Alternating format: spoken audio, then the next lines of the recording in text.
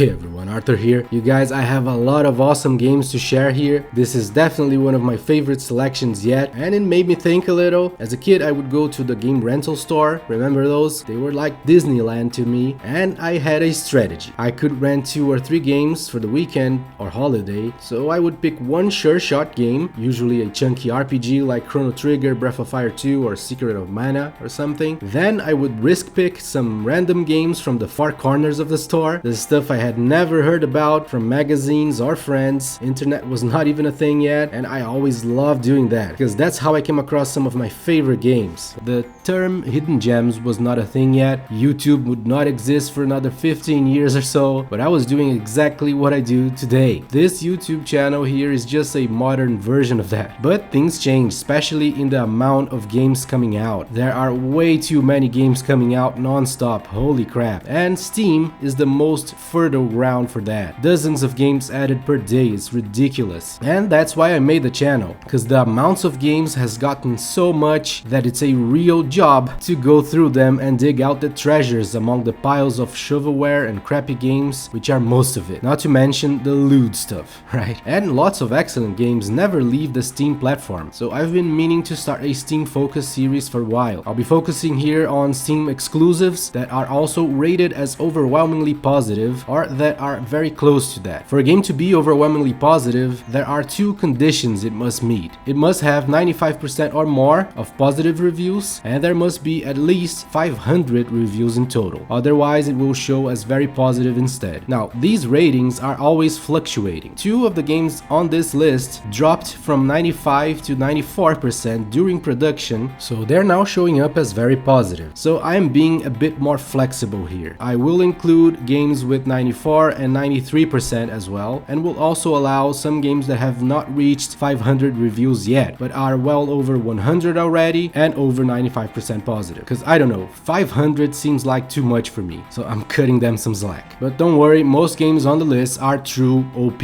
And this time, courtesy of an anonymous benefactor and from the Void enthusiast, you know who you are, thank you very much, I have no less than 20 Steam games to give away, many of which are overwhelmingly positive, like Deep Rock Galactic and Superliminal. I'll be giving those away in 3 different ways, some here on YouTube, others through the channel's Discord server, which I invite you to join, and another bunch exclusively to the channel's Patreon supporters. But we'll get into more detail about all that in the closing bit. Alright, let's get to the games. Welcome to the channel, this is From the Void.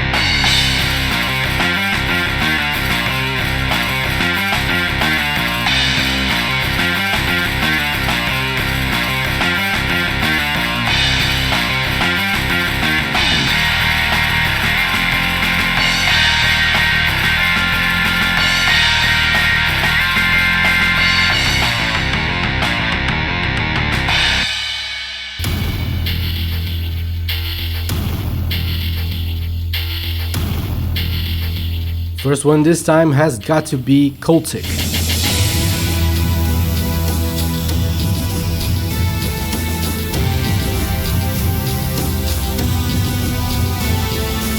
Hell yeah, this is freaking awesome. What a remarkable first-person shooter here. Everything is phenomenal, no wonder it's a overwhelmingly positive. Of course, if pixelated graphics are a problem for you, it won't hit the spot, but otherwise this is hard not to like. The ambience is very immersive, creepy in all the right ways, the color palette really helps with that, and it's a believable creepy, which is awesome, and gameplay wise this is a true 10 out of 10. The combat is fast-paced and tight, music is great, it's also heavy, capable of building atmosphere but cool tracks to listen to even when not playing, and exploration is my favorite thing about Cultic. So many different paths, secrets, destructible objects, such well-made environments, truly impressive. Check this out, if you're into first-person shooters whatsoever, Cultic is definitely for you. 98% positive for this one, totally justified.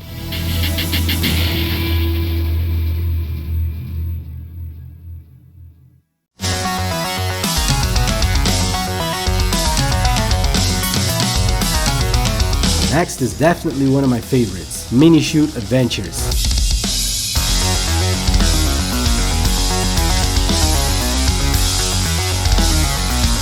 This is a treat. It's a lovely mix of top-down Zelda adventuring with twin-stick shooting action for a fantastically fun game. This is one of the hardest to stop playing. You keep unlocking new abilities for your adorable spaceship. You also level up by defeating enemies, which unlocks improvements to range, damage, rate of fire, and more. And the exploration is an absolute joy in this gorgeous world they created here, complete with dungeons and other spaceship NPCs and everything. Hard not to love this. No wonder it's a 97% positive with over 3,000 reviews so far.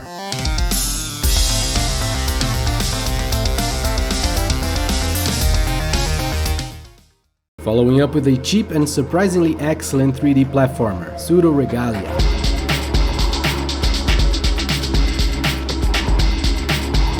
Okay, once you start playing and maybe looking at it right now, Pseudoregalia can seem underwhelming. Not because of the N64 looking graphics, those are more a matter of preference I guess, I think they look fine, but more because of how barren the locations look. It's probably more noticeable once you start playing, but pay no mind to that, it matters not whatsoever, because this is an excellent 3D platformer. Level design gameplay wise is fantastic, complementing real well the creative platforming mechanics that you unlock one by one. You can ground pound and then connect a high jump, kick in mid-air, which lasts a while, and it's how you can wall jump. You can do 3 of those in succession. There's a long jump too, pole climbing, and much more. Everything exceptionally well made, resulting in such a fun gameplay. And on top of that, this castle here is huge with a lot of wonderful exploration. Lovely game, even if budget in some aspects, but then again among the cheapest on the list, which certainly contributed to it getting so many positive reviews. 97% of the over 10,000 total already.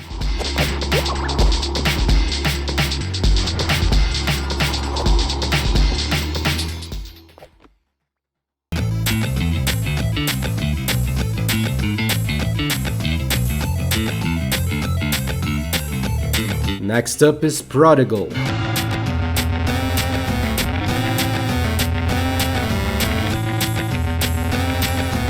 This is exactly what it looks like, a top-down Zelda-like. There are several of this kind at this point. Reverie and Arrowheart come to mind as 2 examples I covered previously, but many more. And as good as those are, I mean, Arrowheart is mighty fine, but even then, none hold a candle to Prodigal in my opinion. Seriously. The graphics, NPC portraits, the story, character development, and the gameplay. The puzzles are excellent, very clever, making use of new gimmick ideas like returning to their starting point. Same can be said about the exploration, exceptionally well done. Action takes a back seat, there's a good amount in the dungeons, and especially boss fights are clever and lots of fun. I mean, what's not to love here, seriously.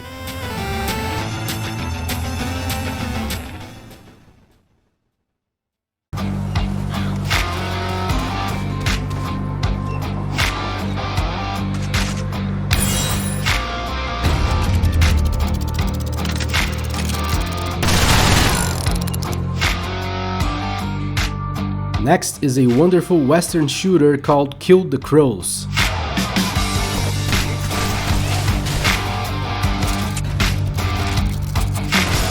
Alright, this is fantastic. It's the exact same kind of gameplay structure of Akane.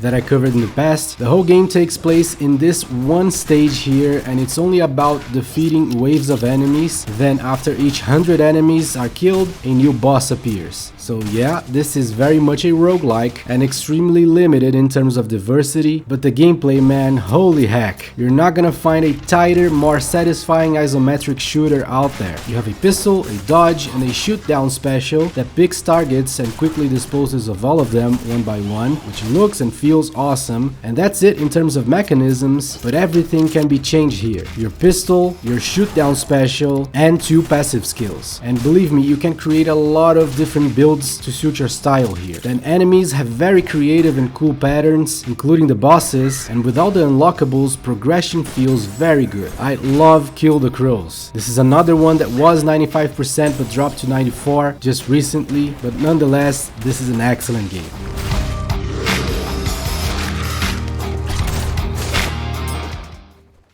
Now buck up and drive.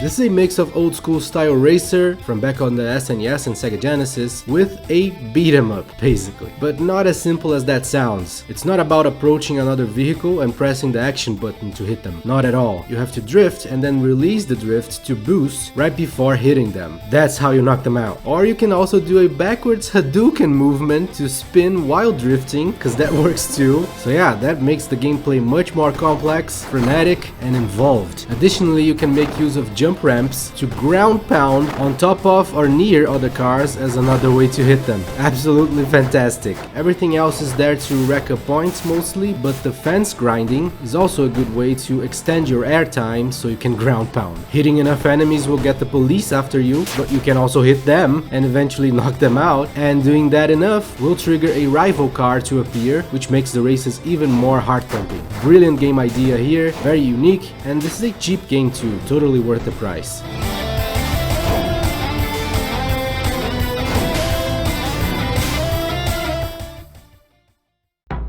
But probably the game I was most impressed by in the whole list is Noita.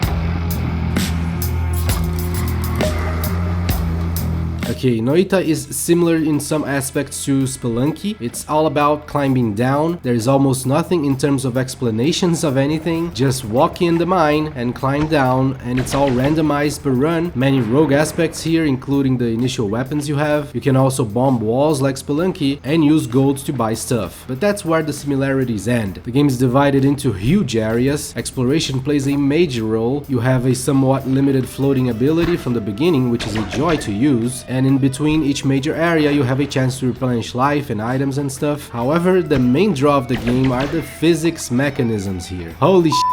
How did they do this? Everything reacts to everything. You can cause fires, explosions, corrosion, solidify lava with water to form a bridge, electrocute stuff, there's vapor, poison, blood, conducting materials, flammable materials, and so much more. And I don't know if you can notice in the video, but the physics are applied down to the pixels. The tiny mini pixels in the game, each one reacts to the things. It's so impressive, but it all can feel easily overwhelming too. It's hard to get into this at first, a lot of experimentation and dying from dumb mistakes, but let me reassure you, this is awesome. Exploring through environments and finding ways to overcome geographical and living obstacles can be immensely satisfying, and you can spend dozens of hours here. The game is very long and impressive all around. I guess this is the best known of all games in the list, because it counts with dozens of thousands of reviews already, and they're holding to the 95% positive in total.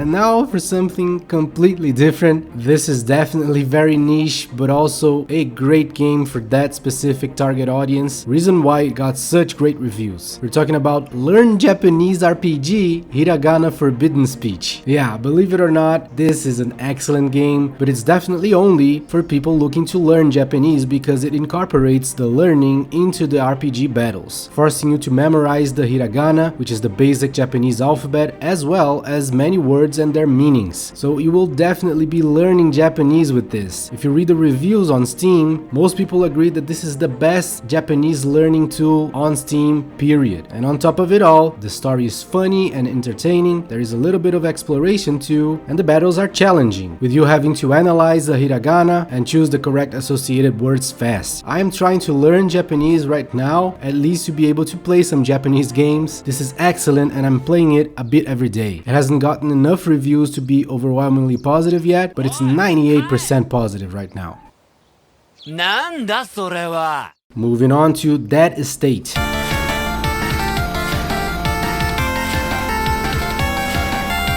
Alright, this is as isometric as they come, and it's a shooter roguelike. However, probably out of all the roguelike games I've ever played, Dead Estate is the most approachable and probably a great fit for a wider audience. The normal difficulty is not too hard, the clever progression process will allow you to unlock new characters that play completely different, so replayability is through the roof. There is also an extra game here called Assignment Anya, which is pretty much a Resident Evil style game, a pretty cool addition too, and no less less than 140 achievements to unlock. Gameplay wise, you will notice this is not incredibly polished, it's kind of chaotic and some hitboxes feel off, but it's undeniably fun. The simplified graphics allow the developers to focus on creating a vast variety of enemies and bosses, as well as weapons, characters, power-ups and everything. Fantastic game that estate, holding on to a 95% positive.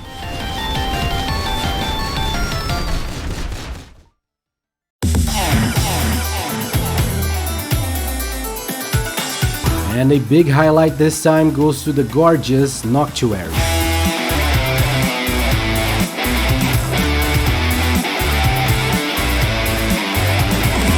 This is truly breathtaking. Everything is exquisite here. And I really mean everything, from the resplendent character designs, passing through the stunning locations, as well as the flashy animations in battle, and all the way down to the menus. Pretty impressive anime style graphics here. I think most will be drawn to the action RPG battles, but here's the thing, and this is probably gonna be a deal breaker for a lot of people. This game grants very little freedom to the player. The action parts are divided into stages, and it's simply about getting rid of all the enemies. There's no real exploration or anything, and outside of battles, the rest of the game is a straight up visual novel. Yeah, a very unusual mix of action RPG and visual novel here, and an all-female cast of characters too. So this probably makes it a totally niche game, but the story is real nice, very creative and with a lot of explanations. This is one of the very cool things about Noctuary. This world they created here has a whole society and structure unique to it, and while NPCs are talking about it, some keywords are highlighted and you can check them out for a very deep explanation of everything. It's a simple thing, but makes the visual novel side of it a lot more interesting if you already like that kind of thing. The story is full of twists and turns too, so for fans of this kind of game, this is a treat, and the action side of it is also excellent, with each of the two characters having 3 fighting styles that you can switch on the move, all very useful, and especially boss fights will get really hard later on, so you'll have to make great use of all the tools in your disposal.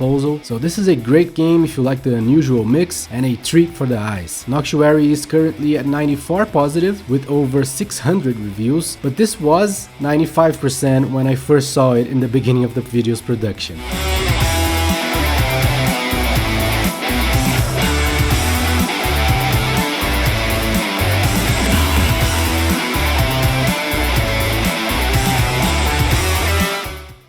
And next is the bonus section, where I highlight a few extra games I'd like to cover beyond the main list, this time beginning with the lovely Mika and the Witch's Mountain.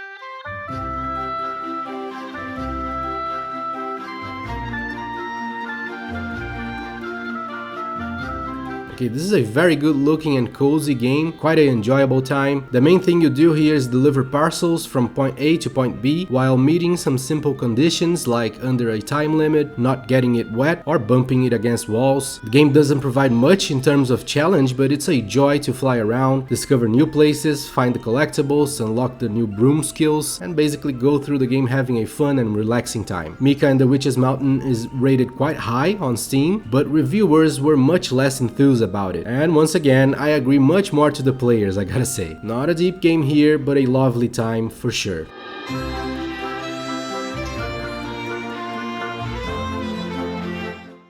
The next is Hive Jump Survivors 2.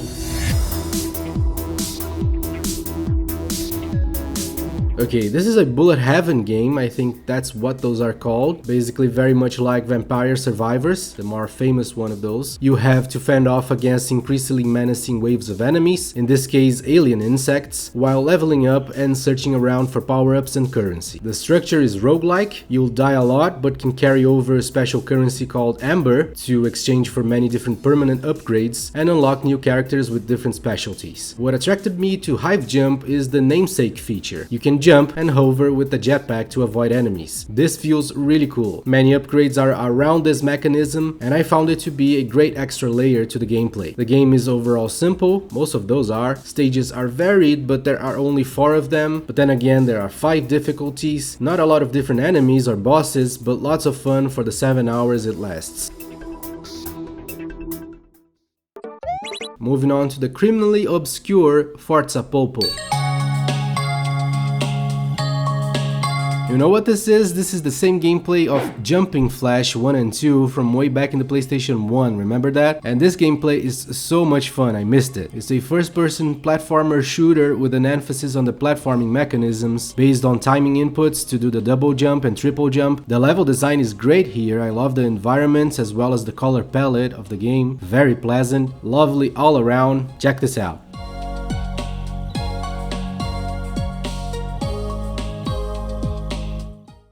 Okay, as a kid, one of my favorite games, and it still is, was Heroes of Might and Magic 3. I played the heck out of that, so I was immediately drawn to and delighted by a game that's inspired on the early Heroes games. This is Songs of Conquest.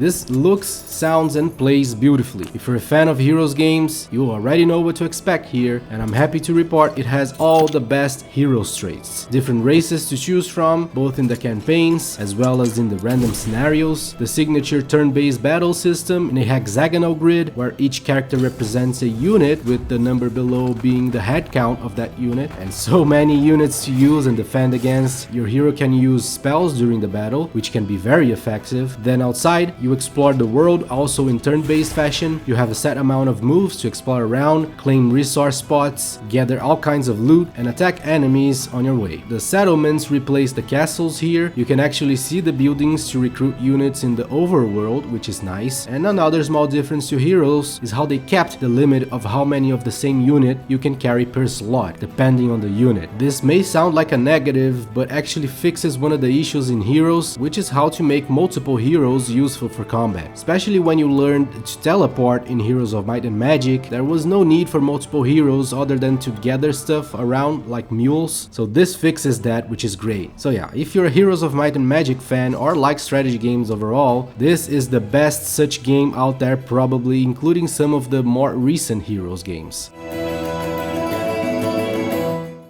This is something I've been wanting to do for a while, because when it comes to hidden gems, Steam is just unmatched. And I have plenty more overwhelmingly positive Steam games to cover, so if you like this series, give it a like so we can spread around more, and I'll keep these coming. And do share in the comments which games attracted you more. This channel is partially and most importantly funded through Patreon. Thank you so very much for all your support. And now let's talk about the giveaway. I have exactly 20 Steam games to give away courtesy of an anonymous viewer. Thanks again, man, I really appreciate this, and here's how I'll be distributing them. Deep Rock Galactic, Roki, Swine HD Remaster, Superliminal, and Bloodstained Ritual of the Night will be given away all together for one lucky winner here on YouTube. To join, you need to be a subscriber and simply write a comment with the words Steam from the Void anywhere in it. Be sure to spell the words correctly so I can control find you. It's very important. This giveaway will be happening 2 weeks from now. Then the games A Plague Tale Innocence, Aliens Fireteam Elite, Death Stranding Director's